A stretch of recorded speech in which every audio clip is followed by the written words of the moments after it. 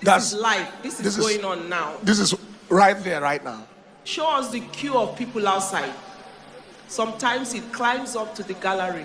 I only hope that some people, it is not that they came for not service. Many do. Because there are people who went to Jesus for the food, not for the preaching. I'm sure you remember he told them, see the crowd of people right there. This is what we do that you are not aware, not to talk of the world being aware. Every service. Every single service. Sunday, midweek service. Worship and wonders night, every night. Tuesday, healing and deliverance service, that one is war. Because the people who come are desperately sick. So we have ambulances, we have oxygen, we have everything there.